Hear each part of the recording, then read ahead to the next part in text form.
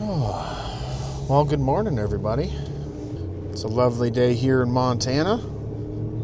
You know, few words can really describe just the magnitude and the size of what had transpired here back in 1959. Just driving by this in a vehicle doesn't really give you the full scope of how massive this landslide is.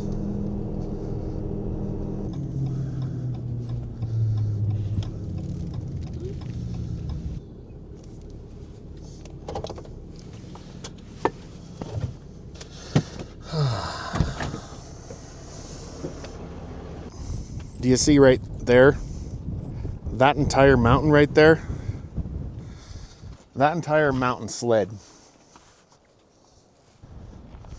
through this valley right here and up and piled up over here.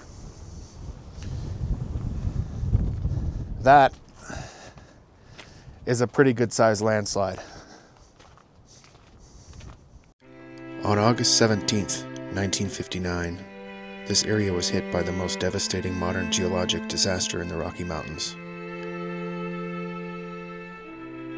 An earthquake of a magnitude 7.5 on the Richter scale violently shook the earth, triggering a massive landslide.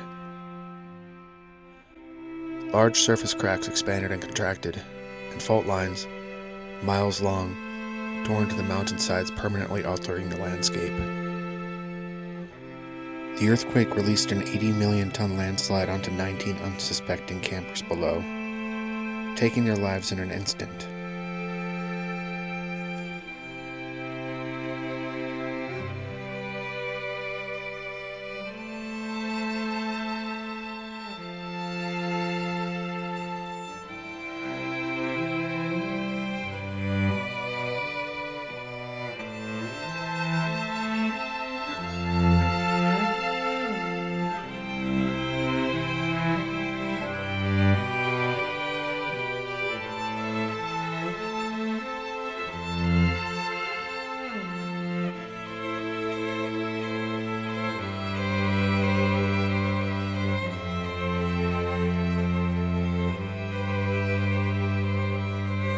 Just upriver, hundreds more campers were awoken by the earth violently shaking. The landslide choked off the Madison River, where hundreds more upriver were awoken by a hellish roar. Hurricane-force winds and rising waters that swallowed up their campsites, tents, and vehicles. Tragically, over these next days, 9 more people would lose their lives due to the ensuing chaos.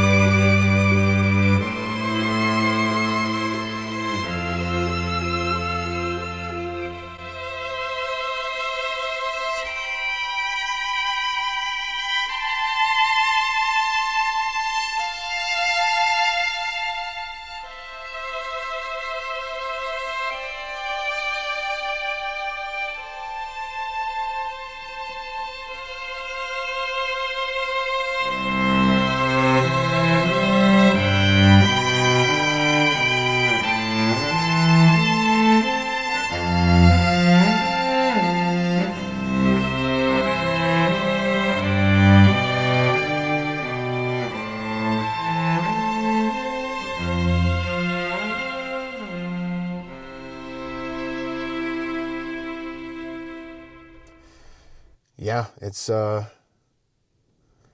quite a tragedy, and it's just one of the amazing and incredibly sad things that have happened here in Montana.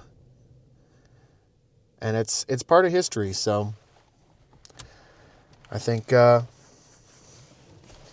it's worth bringing up into this video. But anyway, let's get back on the road and try to find a camp spot. It's a little bit tricky in this area, this time of year especially, because most places are closed, so maybe we'll get lucky.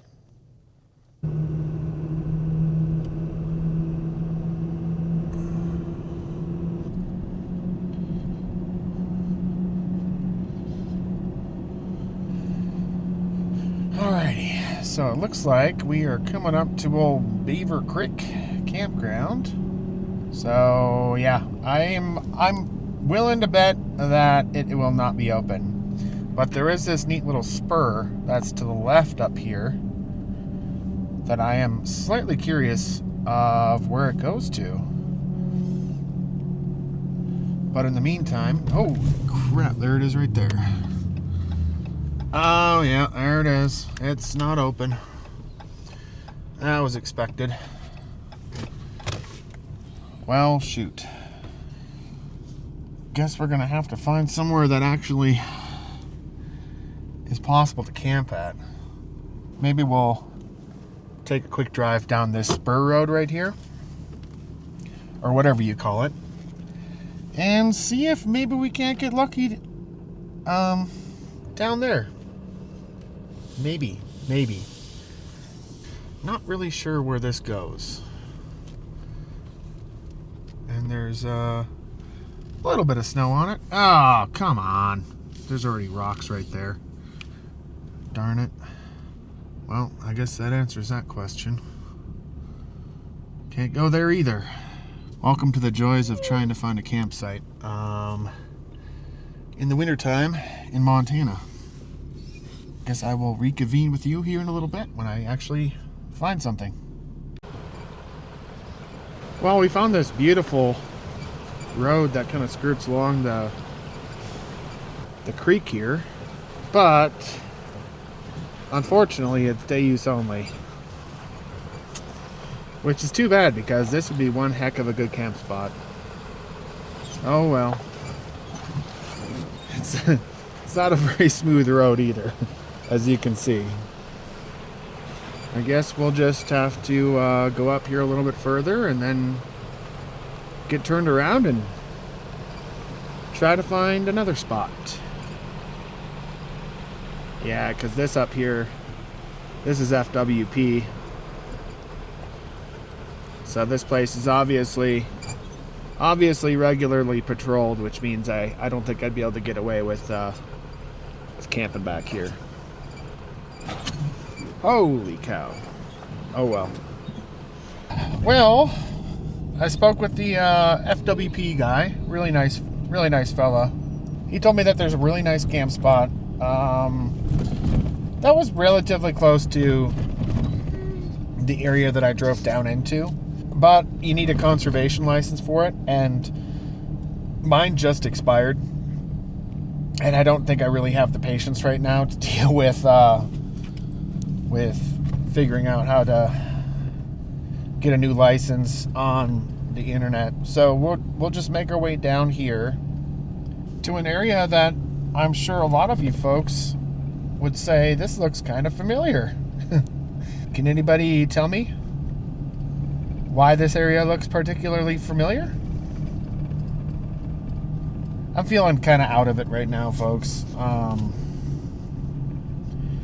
don't know. I'm just kind of tired and not feeling all that motivated to make a video right now. So I apologize in advance if this one is a little more lackluster and melancholy than my normal video. But with what had happened last week regarding losing all my files, and then this week was just nothing but moving and transitioning into full-time life.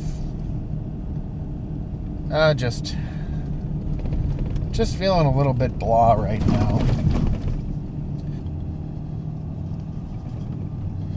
Oh, we got some speed goats over there. I don't know if you can see them or not.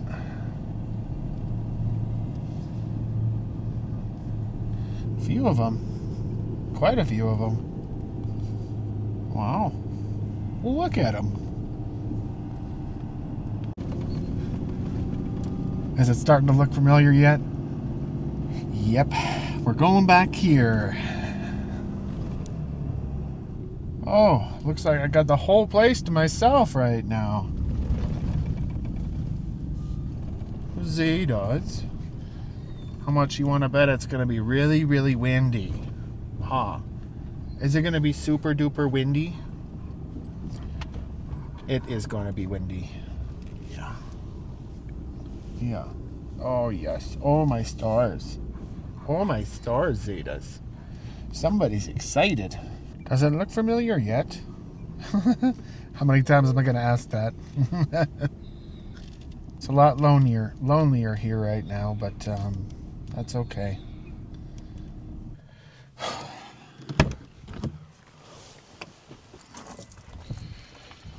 I just realized something. Come on out, girl. I'm definitely wearing the right sweater for this. Oh, holy cow. I could definitely do without this wind. Whew. All right, let's get inside and get dinner going, because I am hungry. So, what do I have tonight for dinner? Well, I've got myself some delicious rigatoni with marinara and sauteed peppers and onion, and we're gonna make up some cheesy garlic bread too, because I've got some leftover. This is definitely not ideal, but I've got some leftover deli rolls.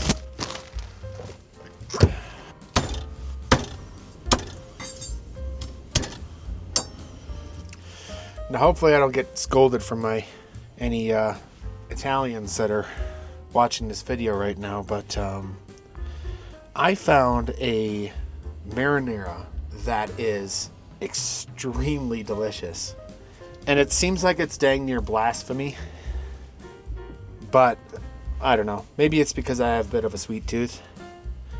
It has such good flavor to it, and it is called Sau's Hot Honey Marinara.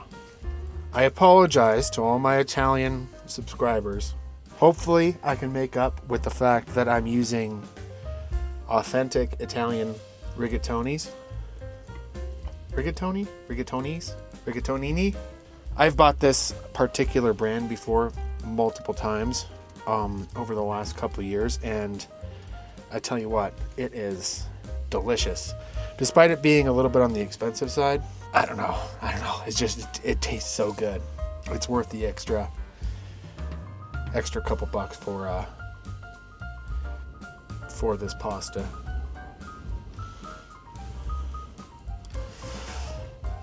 I think I might have prepared a few too many garlic cloves. Great flavor though. Oh, Zeta. Is that good flavor? I don't think you're supposed to be eating garlic. No? Boop. I know onions are bad for dogs. Toxic, in fact. But I can't remember if garlic is or not. So sorry, Zeta. Alright, so first thing is first is I need to make myself some... First thing is first is I need to make myself some proper garlic butter. What? She's just looking at me all weird. What? Why are you judging? You're being a goofers. The tripod on this thing is so short that I can't. It's too low. I need to buy a new one.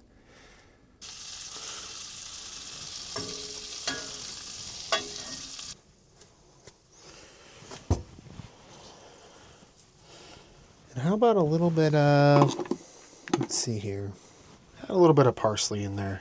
So let's add just a little bit of thyme and a little bit of rosemary. Oh yeah, there we go. Let's get this in the fridge and then on to the next step.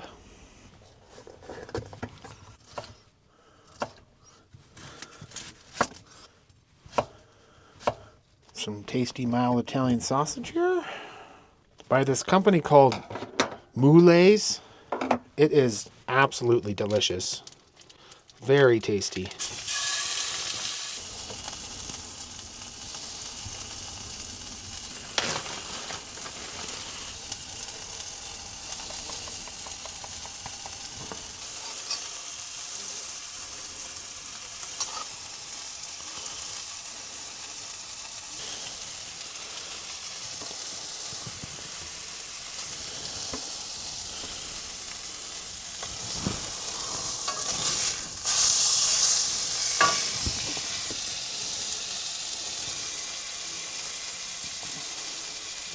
I may have gone a little heavy on the cheese. This is a lot of cheese. Oops. Oh well.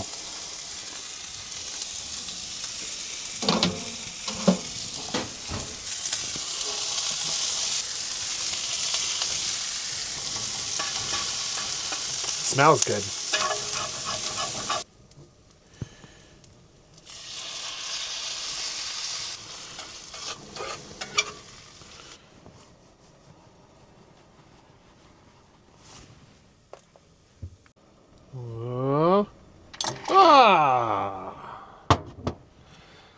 Hey Siri, set a time for al dente. For how long? 8 minutes? 8-minute al dente timer, starting now. Al dente? Okay.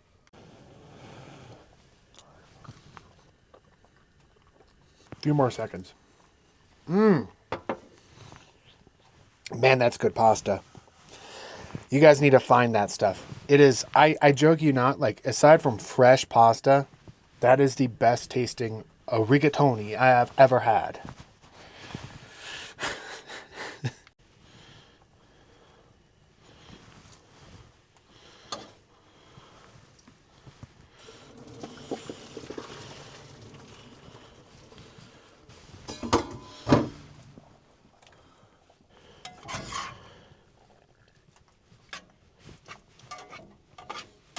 I think I may have made a little bit too much. Leftovers.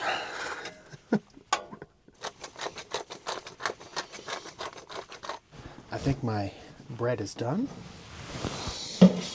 Oh yeah. Looking good, folks. Everything is looking pretty dang good.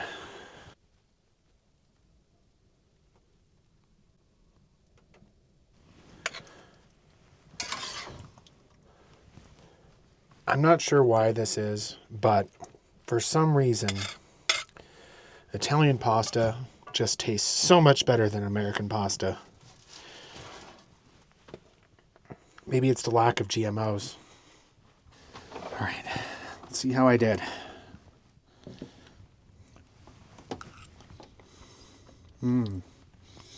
It's al dente.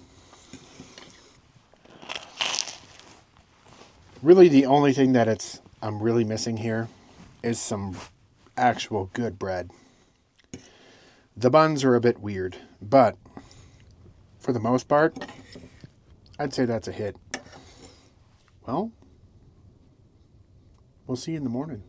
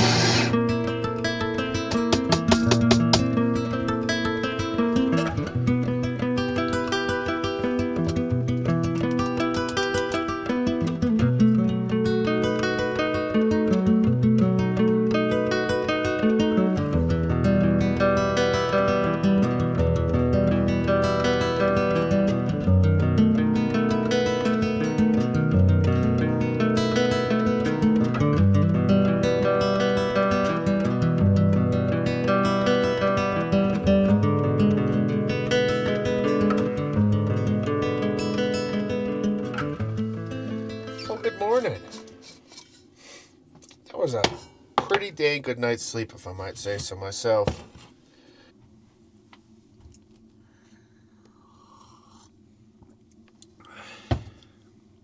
So I think what's on the game plan for today, first and foremost, is to take a shower.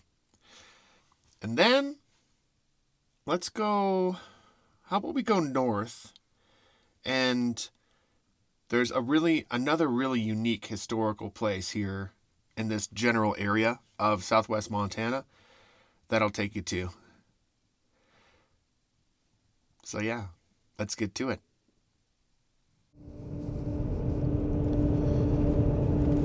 Now, I'm sure a lot of you folks have seen this destination before or heard of it, but if not, let me fill you in a little bit on the limited knowledge that I have off the top of my head.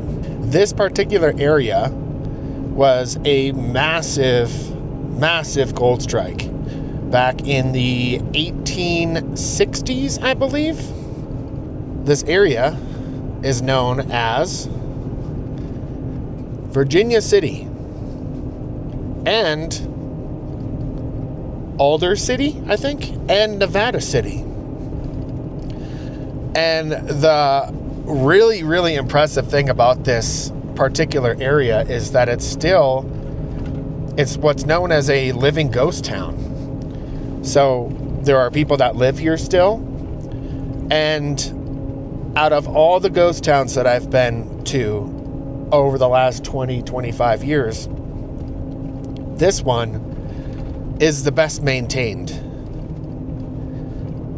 which is really cool. I really enjoy the fact that they've gotten some, I don't know where they get their funding from, either the state or the government or a combination of both, but you'll see here in a little bit what I'm talking about. But as I drop down this incredibly steep pass, let me cut it over to Past Vic for a quick moment from this video's sponsor. My beloved 6x6. I haven't started in a few weeks.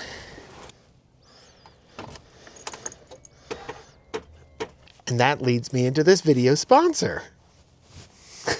Wolfbox. Now, I not only have some issues with starting this thing, but also with some flat tires here. Yeah. I've got a couple flat tires and a dead vehicle. And you know what's going to help that whole situation? This fancy little thing that Wolfbox sent me. Now, it's a pretty handy little device. For the life of me, I don't know what it's called right now. Let me just put it right down there. The Megavolt 24 Air, I believe, is what it's called. It is a beast. Not only is it a jump starter pack, as you can see right here, and we'll deal with that here in a second. It's also an air compressor. Let's get this thing fitted to a tire.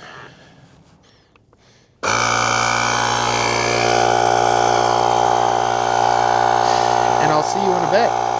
Now that we got all those tires filled, let's get this thing set up to jump this turkey. I'm a little bit nervous right now because I only have 2 out of 5 left, but I'm willing to bet that this thing will have enough juice to be able to start this thing.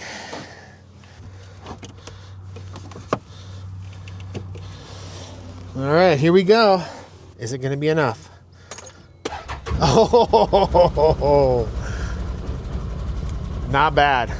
If you're looking for one of these handy Wolfbox jump starter with air compressor, the Megavolt 16 Air and the Megavolt 24 Air, link in the description. It'll give me a little bit of a discount, and I'll get a little bit of a commission off of it too. So if you want to help me out and help Wolfbox out, of course, get yourself one of these handy Megavolt 24 Air or Megavolt 16 Airs. Go and check it out. Anyway, back to the video. It's not very often that you see a runaway truck ramp that goes downhill. But, well, it's a lot better than nothing. Whew, thank God for exhaust brakes too. Tap on the brake a little bit, get that thing really. Wouldn't want to hit that turn with speed.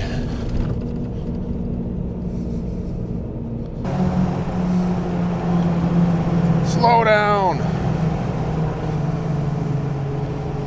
I highly recommend, if you guys are in the area, to come and take a look at it. Most of these buildings are not used and are just preserved in the same state that they were all the way back in the 1800s. Look at that right there. Right across the street, we've got ourselves an authentic German restaurant called the Road Agent's Roost. And they just opened. So I think this is a sign. I think I need to go and get myself some German food. I haven't really eaten anything today yet anyway, so let's go for it. Open Thursday through Sunday. Beer for my horses.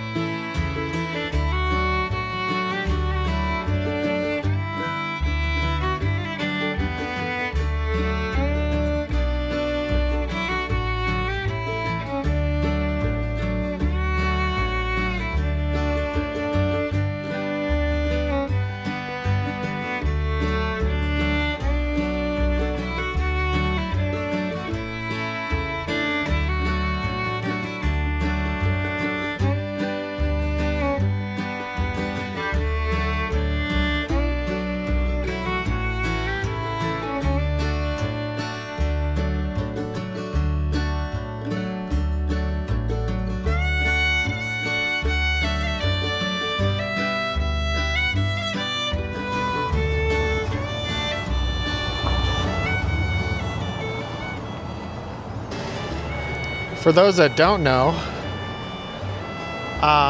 there was a lot of Chinese miners back in the day. And unfortunately, they had to deal with a lot of racism.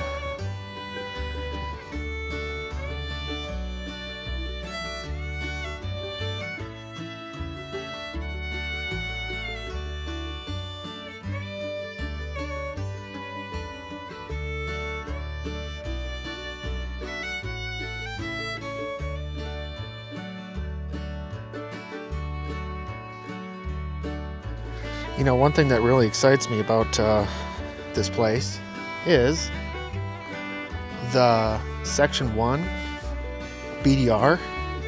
That's Backcountry Discovery Route, for those who don't know. Ends right here. So that's pretty cool. That's going to bring a lot more business into this beautiful area. All right, here's some cool history for y'all. Because I know a lot of you folks were talking about how you like how I put these signs up so you can pause. So there's one. And here's another one.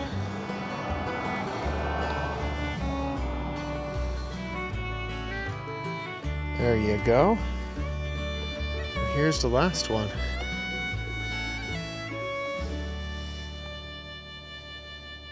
Oh.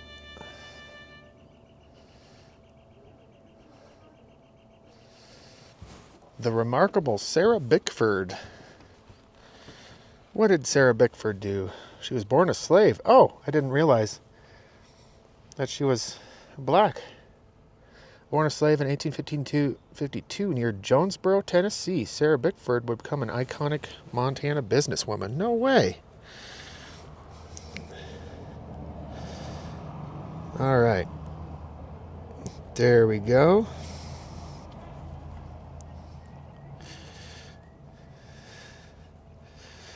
Oh, bummer. She died of pneumonia.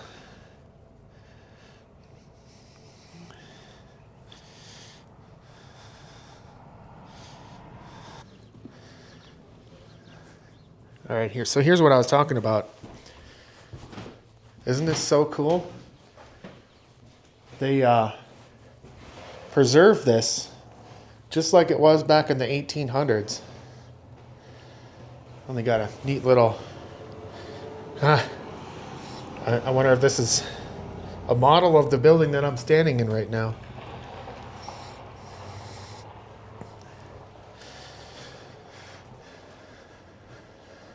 Virginia City Water Company office exhibit. So neat. Oh, I could go for one of those right now. How about you? Yes, I could. It was a pretty stout safe. Hangman's building. Huh.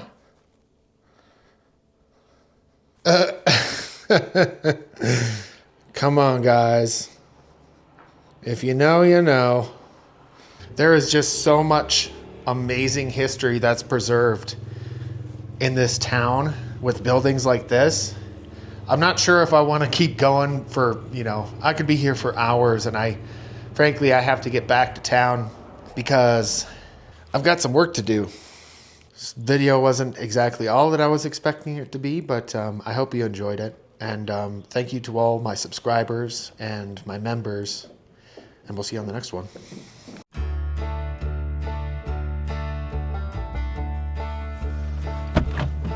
Okay. I decided to check out one more place because most of the stuff in Virginia City is closed right now, but this place is open year-round. And how cool is this, huh? It's a pretty decent-sized dredge. All right, the Mount Vernon dredge. In its first 5 years, Alder Gulch produced between 30 and 60 million in gold. Now, that is probably numbers that are not the same as right now. But that's a pretty decent amount of money, isn't it? Oh, so this is the Chilean wheel that they were talking about. Pretty decent sized chunk of rock right there. Oh, here's another type of crushing system. Bet those weigh a few pounds. Pretty cool, huh? Pretty darn cool, eh?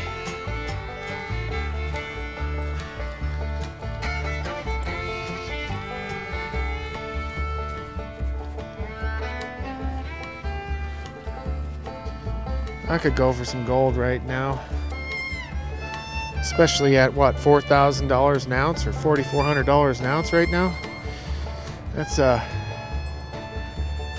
decent amount of coin. Oh, it looks like there's another placard back here. We'll have to take a look at it.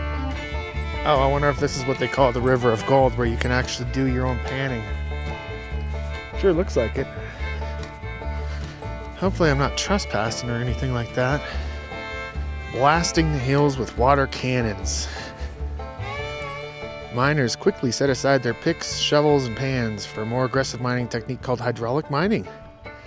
These cannons, as seen right there, blasted away entire stream banks. Holy cow. It was costly but profitable for a time before the dredges arrived in 1898. Secretary of the Treasury H. McCullough reported on March 5th, 1868 that Alder Gulch has produced more gold than all others. It is the opinion of those the best qualified to judge that within 3 years from the commencement of mining operations on this gulch, $30 million was taken from it. That's $30 million in 1868. Let's run some numbers really quick and see what the equivalent to that is right now. Whew. That's a lot of money. I could go for a few of those dollars. How about you? All right. Well, folks, I think now this is officially it. I'm going to call her a day so I can get this released to you. And we'll see you on the next one.